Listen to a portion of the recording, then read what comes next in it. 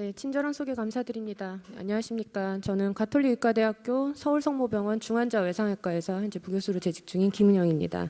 오늘 여기 이 자리에서 말씀드리려고 하는 내용은 ICU에서 환자의 얼리 모빌라이제이션을 보다 원활하게 할 수 있도록 돕는 라이트 세데이션 매니지먼트에 대해서 소개하고자 합니다. 네, 이를 위해서 오늘 강의는 세 가지 파트로 나누어서 진행하도록 하겠습니다. 첫 번째로 먼저 ICU 환자, 중환자한테 어째서 라이트 세데이션과 그리고 EM이 수행될 필요가 있는지에 대해서 임상적인 측면을 살펴보겠습니다. 먼저 라이트 세데이션의 임상적인 중요성은 지속적으로 계속 강조되고 있고 다양한 임상 연구들의 결과가 이를 뒷받침하고 있습니다. 라이트 세데이션의 타겟은 환자의 의식 수준을 어느 정도 유지하면서 선망과 같은 의식장애 발생을 줄이는 것을 목표로 하고 있습니다. 특히 경도 진정이 잘 이루어진 환자들은 주의 자극에 대해서 반응을 잘 하고 또 의료진의 지시를 잘 이해할 수 있고 따를 수 있는 상태로 유지가 됩니다. 두 번째로 EM의 경우에는 배드 리딩 스테이투스로 부동 자세에 있는 환자에 비해서 그 근육 소모를 줄이고 그다음에 호흡기 그리고 심혈관 기능을 정상적으로 유지시키는 데 도움을 주기 때문에 환자의 예후를 장기적으로 봤을 때 개선시킬 수 있습니다.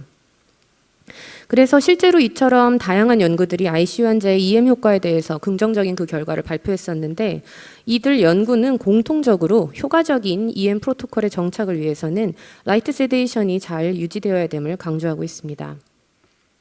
자, 그래서 실제로 라이트 세데이션을 통한 중환자실 환자의 이런 얼리 모빌라이제이션이 임상적으로 어떤 효과를 기대하게 하는지 10가지로 정리해서 살펴봤습니다. 우선 우리 몸의 근육은 장시간 쓰지 않게 되면 빠른 속도로 소실이 되게 되는데 이런 얼리 모빌라이제이션의 시행은 이러한 근육 위축을 방지하고 환자의 근육 손실을 최소화시킬 수 있습니다. 특히나 걷거나 움직이는 행위 그 자체가 혈액순환을 촉진시켜서 배드리딩 상태에서 생길 수 있다고 잘 알려져 있는 여러 가지 혈전 발생의 위험 역시 줄일 수 있습니다. 다음으로는 폐의 운동성을 유지하고 이에 따라 호흡기의 합병증을 예방할 수 있고 그다음에 EM을 통해서 일상적인 생활에서 우리가 해왔던 그런 기동성을 조기에 회복하고 환자로 하여금 재활에 대해서 본인 스스로 모티베이션을 자극시킵니다. 그래서 이후로 이어지는 여러 재활치료의 효과를 높일 수 있으며 이는 궁극적으로는 조기 회복을 돕고 단순히 ICU에 재실하고 있는 기간뿐만이 아니라 이후에 태어난 이후에 정상적인 복귀라든지 그다음에 삶의 질을 향상시키는 여러 가지 효과를 기대할 수 있습니다. 또한 이런 EM은 혈액순환과 그다음에 폐 환기를 촉진하기 때문에 우리가 잘 알고 있는 욕창이라든지 폐렴 등의 합병증의 감염 위험을 줄여줘서 환자의 예후 개선을 기대하게 합니다. 신경학적인 면을 좀 더 살펴보면 특히 여기에는 아까 말씀드린 라이트 세데이션 롤이 굉장히 중요한데요. 적절한 수준의 라이트 세데이션은 환자의 의식을 자극에 반응할 수 있는 상태로 유지시키면서 동시에 선망을 강조시키고 기존에 이 사람이 가지고 있던 인지 기능을 보호하는 데 도움을 줍니다. 이는 결국 퇴원하고 나서 이 환자의 삶은 이어져야 되기 때문에 일상생활에서의 복귀에도 긍정적인 영향을 줄 수 있습니다. 결국 라이트 세데이션을 통한 EM은 환자의 회복을 종합적으로도 촉진시키고 재원 기간을 단축시킬 수 있다고 알려져 있고 퇴원 후에는 자립 능력이 향상돼서 복귀를 빠르게 합니다. 마지막 10번째로는 환자가 의식이 있는 상태에서 주변의 의료진이라든지 그다음에 가족들과 소통할 수가 있기 때문에 정서적인 안정과 그다음에 신뢰감을 형성시키는 데 도움을 줍니다. 이것은 ICU 케어의 한계로 종종 많이 지적이 되고 있는 환자의 고립감이라든지 정서적인 혼동감을 많이 줄일 수가 있습니다. 그리고 의료진은 환자의 요구에 대해서 즉각적으로 반응을 하고 처치할 수 있기 때문에 전반적인 그런 맞춤형 치료가 가능하고 치료 과정이 원활해지면서 여기에 따라서 임상적인 결과의 개선도 기대할 수 있습니다. 하지만 문제는 이제 환자의 의식 상태를 어느 정도 캄다운 시켜야 되는 그런 세데이션의 특성상 그리고 각종 여러 가지 드레인이라든지 장치를 달고 있을 수 있는 ICU 환자의 특징 때문에 그 환자의 상태에 따라서 이 균형을 적절하게 맞추는 것이 선행되어야 됩니다. 특히 환자의 안전성이 문제는 확보가 되어야 되는데 이를 위해서는 다양한 바이탈 사인의 그런 지표를 확인하고 진정요법이라든지 EM 프로토콜의 안전하고 효율적인 수립이 선행이 되어야 되겠습니다. 그래서 두 번째로 이제부터 EM을 위한 라이트 세데이션의 원칙과 그 세부적인 사항에 대해서 살펴보겠습니다. ICU 환자의 라이트 세데이션의 원칙은 이처럼 세 가지로 정리할 수 있겠습니다. 우선 모든 환자의 상태는 다들 아시다시피 다 서로 다릅니다. 그래서 각각의 환자에게 이 사람한테 적합한 진정 수준을 맞추는, 흔히 우리가 이제 페이션트 센터드 골이라고 하는데, 이러한 것을 수립하는 것이 중요하겠습니다. 그리고 진정제는 약이기도 하지만 독이기도 합니다. 그래서 부작용을 최소화하고 오버세데이션을 방지하기 위해서는 이런 가급적 약제의 사용량을 최소화시키려는 노력이 요구됩니다. 또 현재 다양하게 출시되어 있는 이런 약제들의 다양한 효과와 부작용에 대해서 잘 알고 원하는 수준의 그런 타겟 세데이션 레인지를 맞출 수 있도록 해주는 올바른 약제의 선택이 필수적이라고 하겠습니다. 자, 그럼 지금부터 각 목표별로 살펴보도록 하겠습니다. 먼저 환자 중심의 진정 목표 설정을 보면 아까 말씀드렸다시피 환자가 각성 상태를 유지하면서도 불안이나 통증을 줄이고, 그리고 이를 위해서는 반응을 우리가 주기적으로 평가를 하고 조정을 해줘야 됩니다. 이러한 맞춤형 진정은 환자에게 안정적인 그런 마음을 들게 하고 재활치료의 진행에도 긍정적인 효과를 줍니다. 각성을 유지하는 환자는 본인 상태에 대해서도 명확하게 이렇게 표현을 할 수 있기 때문에 치료 과정의 효율성도 높일 수 있겠습니다. 두 번째로 환자별로 투여되는 진정제의 용량의 최소화를 위해서 세데이션 버케이션이나 아니면 자발적 각성 시험, 우리가 SAT라고 이야기하는 이러한 것들을 도입할 수 있겠습니다. 이는 환자가 진정제 투여 없이 깨어나도록 해서 의식이 과연 어느 정도까지 회복이 되는지 평가를 하고 필요하다면 진정을 다시 시작하거나 또는 깨어있는 상태를 유지하도록 하는데요. 이를 통해서 오버세데이션을 방지하고 진정제의 양을 줄일 수 있습니다. 이는 ICU 재원 기간의 단축 및 그다음에 퇴원 후 일상생활로의 복귀를 수월하게 할 수 있다고 알려져 있고, 선망이나 근육 약화와 같은 부작용 역시 감소시킬 수 있다고 알려져 있습니다. 결국은 환자 중심의 적절한 진정 수준을 도달하려면 타겟이 되는 의식 수준의 정확한 사정법도 잘 알고 있어야 되겠습니다. 2021년 대한중환자의학회에서 업데이트해서 발표한 KSCCM PADIS 가이드라인을 보면 진정 정도와 그 수준을 평가하기 위해서 우리가 말하는 라스 스케일이나 그 다음에 세데이션 아지테이션 스케일을 사용할 것이 권장되고 있는데, 이를 좀 더 자세히 살펴보면 이제 위쪽은 각각 라스 스케일, 아래쪽은 세스블류를 보고 계시는데, 주로 세데이션의 뎁스를 우리가 이야기할 때 라스를 많이 사용하고 있습니다. 진정 깊이에 대한 정해진 한 가지 기준은 아직 없지만 대개 라이트 세데이션은 지금 보시는 것처럼 일반적으로 라스 스케일 -1에서 -2 사이를 의미하고, 일부에서는 좀 더 넓게 범위를 -2에서 +1까지도 보고 있습니다. 자, 앞에서 언급했다시피 진정제 약의 용량을 최소화하려면 레귤러하게 이 환자의 진정 상태를 평가해서 적절하게 타이트레이션을 해야 되는데, 이를 위해서는 SAT의 시행이 요구됩니다.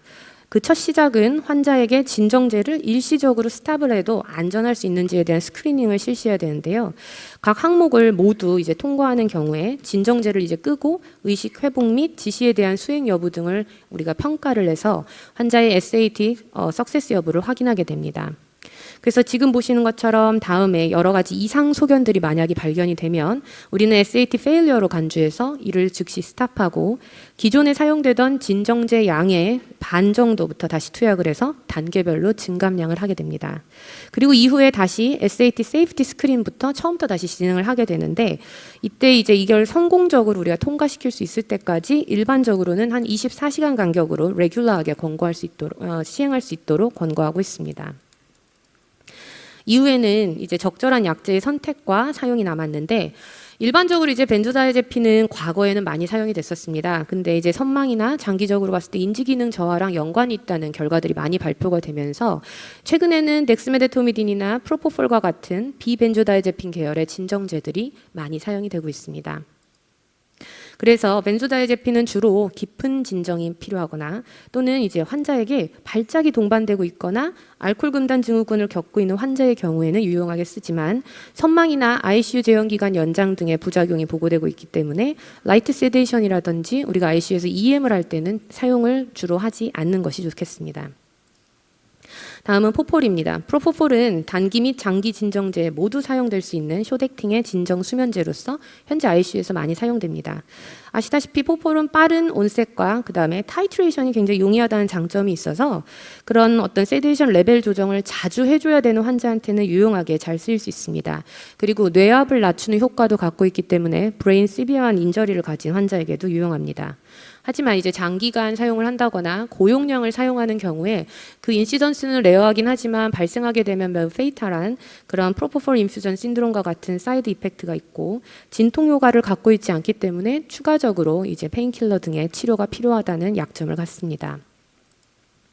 마지막으로 덱스메데토미딘입니다. 이는 셀렉티브 알파2 아드레널직 아고니스트로서 진정과 진통 효과를 동시에 갖고 있습니다. 가벼운 진정을 제공하기 때문에 환자가 깨어있는 상태로서 외부 자극에 반응하기 쉽게 할 수 있습니다. 또 레스피레이터리 디프레션 같은 사이드 이펙트는 주로 약하다고 알려져 있기 때문에 인투베이션을 하고 있지 않은 환자한테도 사용이 가능하고 익스투 이후에도 IV를 통해서 투약이 가능합니다. 그래서 프로포폴과 마찬가지로 자주 진정 수준의 평가와 조정이 필요한 중환자한테 사용이 될 수 있고 특히 EM을 시행하는 환자, 즉 지시 수행에 잘 따라야 되고 그 다음에 깨어있는 상태가 요구되는 ICU 환자들한테 보다 적합할 수 있겠습니다. 약제의 부작용에 대해서도 우리가 알고 있어야 되는데요. 덱스메데토미딘의 경우에는 앞에서 말씀드렸다시피 알파2 알파 리셉터에 작용해서 하트레이트를 떨어뜨립니다. 하지만 이제 포폴은 이러한 영향을 끼치지 않는다고 알려져 있고 프로포폴의 경우에는 하지만 브레인스템에 작용을 하기 때문에 센트럴 심패세틱 액티비티를 감소시켜서 혈압의 감소의 빈도가 조금 더 많다고 알려져 있고 호흡기계 저하의 경우에는 프로포폴이 보다 자주 보고되고 있다고 알려져 있어서 주의가 조금 필요합니다. 이를 정리해보면 결국 최신 지견대로 쇼텀 간의 사용을 통해서 라이트 세데이션을 요구될 때는 프로포폴이나 또는 덱스메데토미딘이 추천이 되고 특히 EM을 고려해야 된다면 호흡기계 저하가 좀 덜하고 페인 릴리프 효과를 함께 갖는 덱스메데토미딘을 고려해볼 수 있겠습니다. 이를 종합해서 아까 보셨던 2021 KSCCM 페디스 성인 중환자실 가이드라인에서 제시하는 권장 사항을 보면 프로포폴과 덱스메데토미딘은 이제 심장 수술을 받지 않은 기계 환기 중인 내과 및 외과 환자에서 진정제로 권장되고 있고 단 알코올 금단 증후군의 경우에는 벤소다이아제핀이 권장됩니다. 진정 수준의 목표를 잘 타이트레이션하기 위해서 SAT 등의 레귤러한 사용을 권장하며 ICU에서는 이런 적절한 진정제의 투여 지침 및 그다음 프로토콜의 사용을 강조하고 있습니다. 그래서 이제 마지막으로 라이트 세데이션 그리고 EM을 시행할 때 환자의 세이프티 확보를 위해서 특히 세데이션 쪽에서 우리가 유념해야 될 점을 확인하겠습니다. EM을 시작하기에 앞서서 앞에 이제 연자분께서도 말씀하셨지만 이 환자가 이걸 해도 진짜 안전할 수 있는지에 대한 체크가 필요합니다. 이런 세이프티 컨시더레이션 항목은 계열별로 굉장히 다양한데요. 보시는 이 표에서 지금 녹색으로 칠해져 있는 건 안전한 그리고 노란색은 환자가 좀 리스키하긴 한데 EM을 시행하는 게 더 이점이 클 거라고 생각돼서 하라고 하는 경우 그리고 빨간색이 이제 EM의 세이프티가 확보가 되지 않아서 하면 안 되는 경우가 되겠습니다.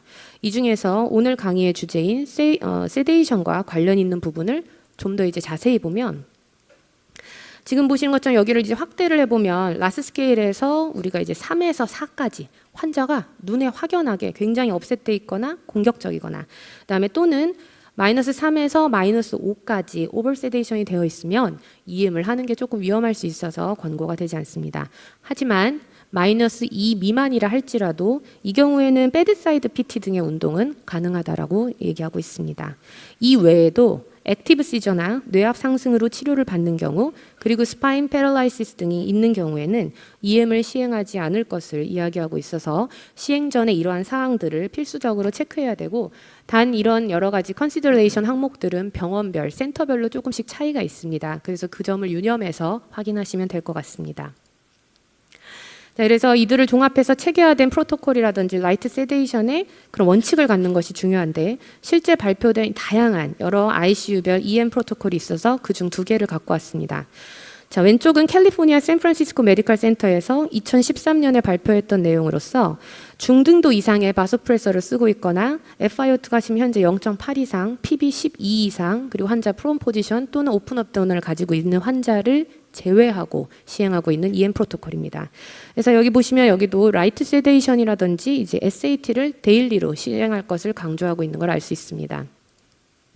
오른쪽은 시카고 대학병원 및 아이오와 대학병원이 만든 프로토콜로 환자의 의식 사정에 따라서 환자 상태에 따라 서로 다른 PT나 EM 프로토콜을 적용하는 것을 볼 수 있습니다. 그래서 효과적인 ICU EM의 시행을 위해서는 역시 라이트 세데이션의 그런 정확한 의식 사정이 중요하다는 걸 다시 한번 확인할 수 있겠습니다. 자, 그럼 여기까지 제가 발표한 내용을 정리하겠습니다. 먼저 중환자에게 시행하는 조기운동 EM의 이점에는 근육량 보존과 심폐기능 지원이 포함되고 이는 장기적인 예후를 개선하는 데 도움이 됩니다. 또 이 같은 중환자실 환자 EM을 효율적으로 시행하려면 라이트 세데이션이 필수적으로 요구되는데 이를 위해 중환자실에 적합한 체계적인 진정제 투여 지침 및 프로토콜이 필요합니다. 마지막으로 이제 중환자가 라이트 세데이션 하에서 안전하게 EM을 하려면 시행 이전에 호흡기, 심혈관, 그리고 신경계 및 기타 요소를 모두 고려해야 되고 각각의 항목에 따라서 환자가 가능한 레벨을 맞춰서 개별화된 꼴을 맞춰줄 수 있는 그런 효율적인 EM을 시행해야 되겠습니다. 자, 여기까지 제가 준비한 강의의 내용이 되겠습니다. 긴 시간 강의 경청해 주셔서 감사합니다. 이상 마치겠습니다.